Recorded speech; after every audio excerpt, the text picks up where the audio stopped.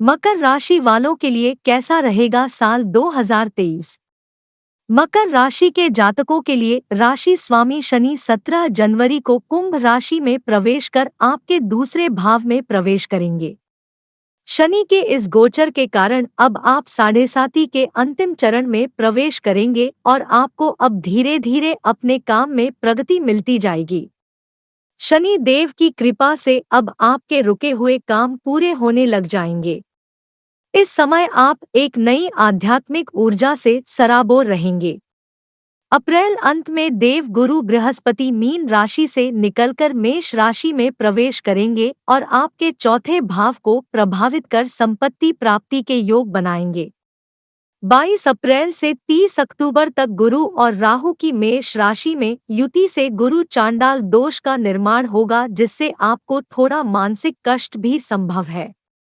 30 अक्टूबर को राहु मेष राशि से निकलकर मीन राशि में संचरण करेंगे और आपके पराक्रम भाव में गोचर करेंगे। वहीं केतु का गोचर आपके नवम भाव में कन्या राशि में होगा। राहु का गोचर अब आपके लिए शुभ होगा और आपके साहस में वृद्धि होगी। वहीं केतु आपके धार्मिक पक्ष को मजबूत करने का काम करेगा। जनवरी माह में गुरु देव की कृपा से आपके भाग्य में वृद्धि के योग है। इस समय साल की शुरुआत में ही किसी धार्मिक यात्रा पर जाने का मौका मिल सकता है। इस माह आप एक से अधिक कार्यों को एक साथ संपादित करने में सक्षम होंगे। वहीं आपको काम के सिलसिले में कुछ यात्रा भी करनी होगी। केंद्र और लाभ के स्वामी मंगल का पंचम में गोचर कर भाइयों से सहयोग का मार्ग प्रशस्त करेंगे। इस समय शुक्र के कारण बन रहे राजयोग के कारण स्त्रियों के सहयोग प्राप्त होगा। इस समय आपकी पत्नी की महत्वपूर्ण सलाह से आपको फायदा होगा। स्त्री जातकों के लिए यह माह प्रेम संबंधों के लिए अनुकूल रहने वाला है। फरवरी माह में स्वास्थ्य से जुड़े अच्छे परिणाम प्राप्त होंगे। वहीं रुके हुए कामों में थोड़ी गति भी आएगी।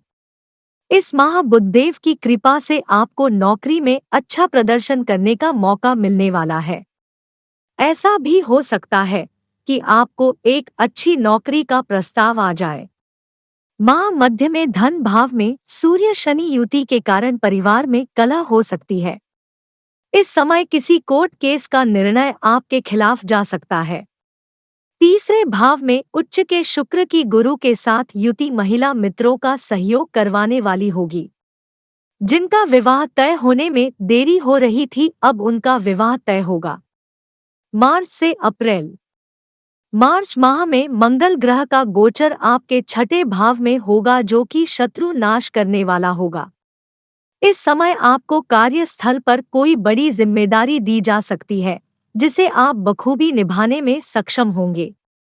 इस माह चौथे भाव में शुक्र का गोचर आपके लिए अनुकूल सिद्ध होगा। इस माह आप किसी भवन या वाहन को खरीदने में रुचि दिखा सकते हैं। आपके परिवार में किसी मांगलिक कार्य का आयोजन भी हो सकता है। माह मध्य में सूर्य गुरु युति के कारण सरकारी विभाग में काम कर रहे जातकों को अच्छे और शुभ परिणाम प्राप्त होंगे। यह माह प्रतियोगी परीक्षा की तैयारी कर रहे जातकों के लिए सफलता लेकर आने वाला है। अप्रैल माह में देव गुरु बृहस्पति आपके चौथे भाव में यानी कि मेष राशि में गोचर करेंगे।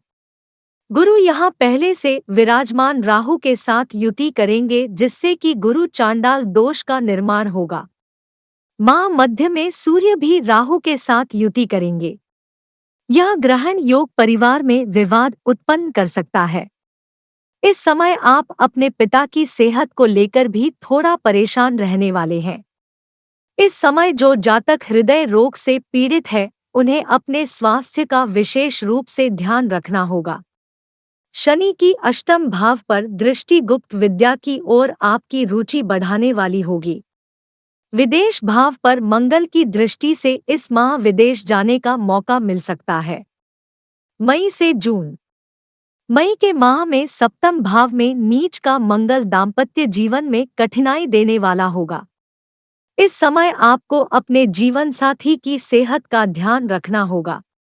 अपने और अपने प्रेमी के बीच किसी गलतफहमी को पैदा नहीं होने दे, वरना भविष्य में रिश्ता खत्म हो सकता है। माह मध्य में अष्टम सूर्य का पंचम में गोचर संतान पक्ष की सेहत को लेकर थोड़ी परेशानी दे सकता है। हालांकि सरकारी कार्यों से जुड़े जातक इस समय अपने फील्ड में अच्छा प्रदर्शन करेंगे। इस माह जो छात्र उच्च शिक्षा के लिए विदेश जाना चाह रहे हैं, उनका सपना पूरा हो सकता है। इस माह स्त्री जातकों को काम के सिलसिले में विदेश जाना पड़ सकता है। जून माह में सप्तम भाव में मंगल शुक्र की युति काम इच्छा में बढ़ोतरी करेगी। इस समय जननांग से जुड़ी कोई पुरानी बीमारी परेशान कर सकती है। विपरीत लिंग के प्रति अत्यधिक आकर्षण से बचना होगा। इस माह सूर्य के विपरीत राजयोग के कारण आपको गुप्त मदद प्राप्त होगी। सरकारी लाभ प्राप्त होने के योग दिखाई दे रहे हैं। बुधदेव की कृपा से इस माह संतान के साथ पिकनिक के लिए जा सकते हैं। धन भाव में विराजमान शनि पर केतु की दृष्टि से इस माह थोड़ा धन संचय में कठिनाई आ सकती है। इस माह आपको अपनी वाणी में कटुता से बचना होगा। व्यापारी वर्ग को नए ऑर्डर मिलेंगे और काम बढ़िया चलेगा। जुलाई से अगस्त। जुलाई माह में आपको मंगल देव की कृपा से पिता का सहयोग प्राप्त होगा।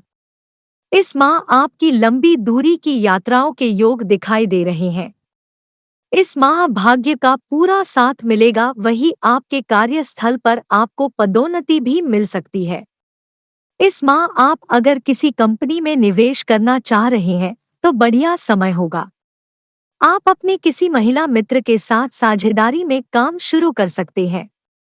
इस माह अपने मित्रों पर अधिक भरोसा नहीं करना है। इस माह ससुराल पक्ष से किसी भी प्रकार का कोई आर्थिक लेन देन न करें।